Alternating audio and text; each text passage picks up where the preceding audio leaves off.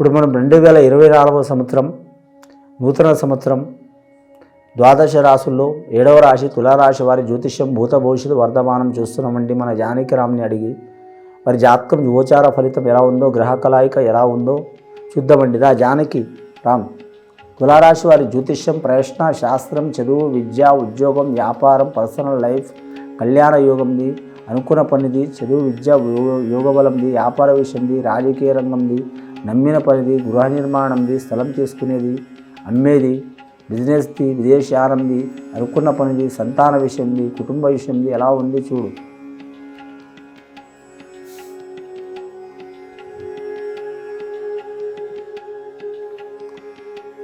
తులారాశి వారి జాతకానికి చెప్పాలంటే మాత్రం శివుడు వచ్చిండండి.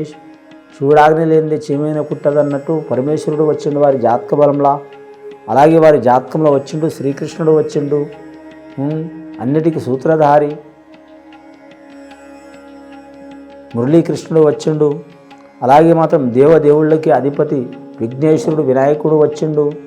ముఖ్యంగా తులారాశి వారి జాతకంలో చూడాలంటే తూకం తూగినట్టు ఉంటుందండి వారి పేరు మీద. తులారాశి వారి జాతకంలో పంచమ స్థానంలో దాటి 6వ స్థానంలో శని రాబోతుందండి. చాలా వరకు శుభయోగం ఉంటుంది. శని అంటేనే చాలామంది భయపడతారండి. శని అంటేనే మొత్తం మనం సర్వనాశనమైనట్టు, డబ్బులు పోయినట్టు, ఆరోగ్యంలో నష్టమైనట్టు, లేదా మాత్రం సంసారంలో నష్టమైనట్టు, ఏ పని చేసినా రివర్స్ అయినట్టు, ఇల్లు చూస్తే అడవి చూస్తే ఇల్లు. శని అంటేనే ఒక భయంలో ఉంటారు. కానీ శనిగ్రహం అనేది అనుగ్రహం ఇచ్చిందనుకో, శనిగ్రహం ఇచ్చినంత అనుగ్రహం ఏ దేవదేవులు కూడా ఇయ్యరండి. ఆ పరమేశ్వరులు సర్వ ఋషులు ఆ శనీశ్వరునికి ఆశీర్వాదం ఇచ్చినండి, అలా బలం ఇచ్చినరు. శని న్యాయబద్ధంగా నడిచే గ్రహం అది. గ్రహాలు న్యాయబద్ధంగా నడుస్తాయండి. మనుషులు తప్ప అన్ని న్యాయంగా నడుస్తాయి, జీవరాశులు కూడా. ముఖ్యంగా మాత్రం శనేశ్వరుడి అనుకూలత ఉంటే రాజయోగం కలిసి వస్తుంది, అలాగే విద్యయోగం కలిసి వస్తుంది, అలాగే సనాతన ధర్మం లాభం ఉంటుంది, అలాగే కార్మిక రంగంలో కలిసి వస్తుంది, అలాగే పోలీస్ డిపార్ట్మెంట్లో కలిసి వస్తుంది, రక్షణ రంగంలో కలిసి వచ్చే అవకాశం ఉంటుంది. అలాగే మాత్రం వారు శ్రమ కూర్చి పని చేసి వ్యాపారంలో కలిసి వస్తుంది, అలాగే తైల వ్యాపారంలో కలిసి వస్తుంది, అలాగే మాత్రం పెద్ద బహుళ అంతస్తులో కూడా కలిసి వస్తుంది. అలాగే వారి జాతకంలో చూడాలంటే ఐఏఎస్ ఐపీఎస్ రంగంలో కూడా కలిసి వస్తుంది, ఇంజనీర్ రంగంలో కూడా కలిసి వస్తుంది, పెద్ద పరిశ్రమలు, స్టీల్ వ్యాపారం, ఇనుము వ్యాపారంలో కూడా కలిసి వచ్చే అవకాశం ఉంటుంది. కానీ చాలా కాలం నుంచి వేధిస్తున్న చిక్కులు కూడా వెళ్ళిపోతాయి. ఆ ఈశ్వరుని ఆశీర్వాదం ఉంటుంది. ఈశ్వరుడు ఆజ్ఞ లేనిది ఏదైనా కుదరదు కదండి. కాబట్టి ముఖ్యంగా తులారాశి వారి జాతకానికి ఆదాయం ఖర్చు సరిసమానం ఉంటుందండి. ఆదాయం 14, ఖర్చు 14, సాయం చేసేది 7, ఏడ్చేది 5, ఇద్దరు తక్కువనే ఉంటారు. వీరికి ఎక్కడ పోయినా గౌరవం లభించే అవకాశం ఉంది. ఈ తులారాశి వారి జాతకంలో గ్రహాల్లో 9 గ్రహాల్లో 7 గ్రహాలు అనుకూలంగా ఉన్నాయండి.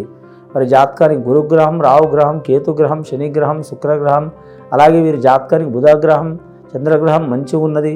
మిగతా గ్రహాలు మంగళకార గ్రహం 1, సూర్యగ్రహం 1 మాత్రం బాగలేదు వీరి జాతక బలానికి. చాలా జాగ్రత్తగా ఉండాలి.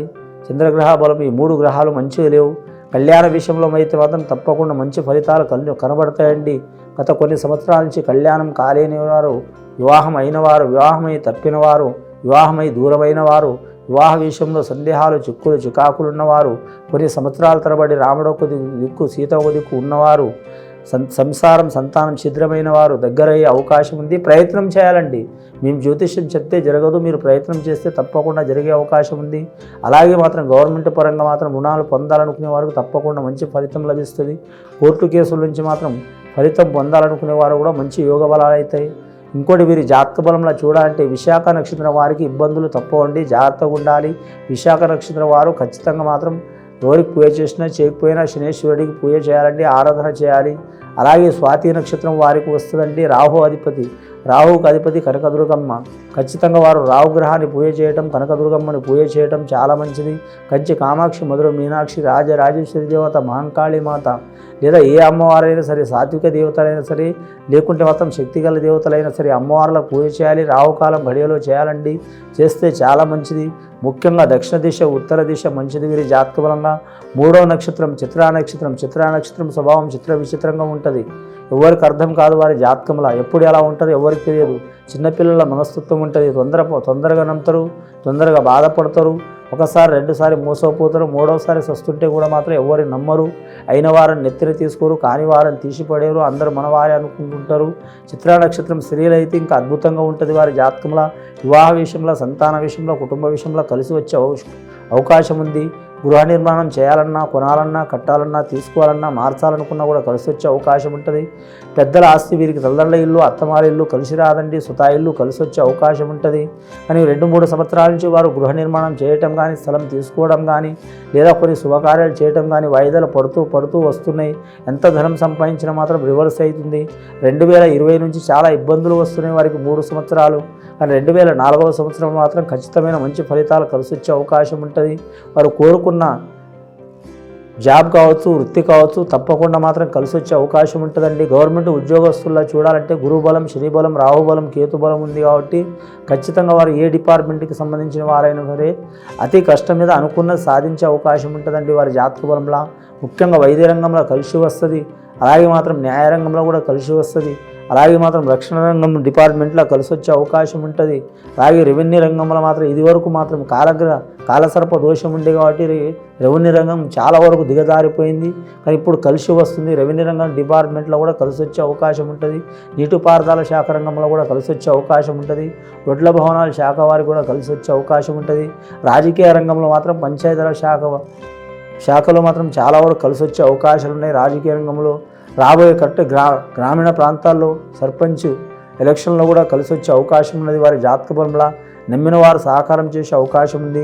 వీరికి ఎంతమంది మిత్రులు అవుతారో అంతమంది శత్రువులు అవుతారు. విపరీతమైన నరదృష్టి ఉంటుంది వీరి జాతకానికి. నరదృష్టికి మాత్రం ఎవరు ఏం చేయలేమండి. ఒక్కరిని కొడితే 100 మంది లేస్తారు, 100 మందిని కొడితే 1000 మంది లేస్తారు, 1000 మందిని కొడితే మాత్రం 1,00,000 మంది లేస్తారు. కాబట్టి ఈ నరదృష్టి పోవాలంటే మాత్రం వీరి జాతకానికి అందరితో నిదానంగానే ఉండాలి. ఎవరితో ఎలా ఉండాలో అలా ప్రవర్తిస్తే చాలా మంచిది. ముఖ్యంగా ఈ తులారాశి వారికి మాత్రం కోపం ఎక్కువనే ఉంటుంది, ప్రేమ ఎక్కువనే ఉంటుంది, ఆవేశం ఎక్కువనే ఉంటుంది. ఈ 3 కూడా ఎక్కువ ఉంటాయి. కానీ మాత్రం ఆనందం పెరిగిందంటే మాత్రం వినలేరు, కోపం వచ్చినా వినలేరు. అలాగే మాత్రం వీరికి నష్టం చేసినంటే కూడా వినలేరు. అసలు స్వభావం తగ్గించుకోవాలంటే మాత్రం కరెక్ట్ విఘ్నేశ్వరుడి ఆరాధన చేయాలి. కరెక్ట్ శ్రీకృష్ణుడు ఎలా ప్రవర్తించిండో, ఎవరితో దొంగలతో ఎలా ప్రవర్తించిండో, చెడ్డవారితో ఎలా ప్రవర్తించిండో, సత్యభావంతో ఎలా ప్రవర్తించిండో, అలాగే పాండవులతో, అలాగే మాత్రం మరి జ్యోతిష బలంలో మాత్రం అష్టభార్యలతో కానీ మాత్రం అలాగే 16,000 మంది భామలతో ఎలా వేగిండో అలా వేగితే మాత్రం వారికి తిరిగి ఉండదు వారి జాతక బలానికి. ముఖ్యంగా వీరి జాతకంలో చూడాలంటే మాత్రం వస్త్రదానం, అన్నదానం చేయాలి. పెద్దల ఆస్తి కూడా కలిసి వచ్చే అవకాశం ఉంటుంది. లేనిపోని చిక్కులు, చికాకులు, అభాండాలు ఉన్నవారికి మాత్రం తొలగిపోయే అవకాశాలు ఉన్నాయి. తినేకాడ తాయేకాడ చాలా జాగ్రత్తగా ఉండాలండి. కానీ మాత్రం తినేకాడ తాయేకాడ అంటే మాత్రం లిక్కర్ తాయేకాడ తినేకాడ చాలా జాగ్రత్తగా ఉండాలి. కానీ చెడు స్నేహితాల కాడ మాత్రం కానీ హాయ్ బాయ్ అనే వరకే ఉండాలి. మాత్రం చాలా వరకు లోతులో ఉంటే మాత్రం బురదల కాలు పెట్టే అవకాశం ఉంటుందండి వీరి జాతకానికి. ఈ తులారాశి వారికి మాత్రం తాడి చెట్టు అధిపతి వస్తుందండి. అప్పుడప్పుడు మాత్రం ఖచ్చితంగా ఆ తాడి చెట్టుకు కూడా మాత్రం పూజ చేయాలంటే పసుపు కుంకుమలు పెట్టి మాత్రం అగరబత్తులు పెట్టి పూజ చేయాలి. తాడి చెట్టుకు పూజ చేయటం ఏంద్రనాయన అని మీరు అనుకోవచ్చు, కానీ ఉన్నది శాస్త్రంలో ధర్మబద్ధం. ఒక్కొక్క రాశికి, ఒక్కొక్క నక్షత్రానికి ఒక్కొక్క చెట్టు ఉన్నదండి. ఖచ్చితంగా చేయాలి. చేస్తే చాలా మంచిది. మీ మీద ఉన్న చిక్కులు, చికాకులు, దారిద్ర్య బాధలు తొలగిపోయే అవకాశాలు ఉన్నాయి. ఆ ఈశ్వరుడి దేవాలన, విఘ్నేశ్వరుడి దేవాలన తప్పకుండా మీకు ఈ నూతన సంవత్సరం 2024వ సంవత్సరం శుభయోగాలు కలుగుతాయండి. ఇది విని చూసి ఆచరించే వారికి గొప్ప ఫలితాలు కలుగుతాయండి. శుభం భూయత్.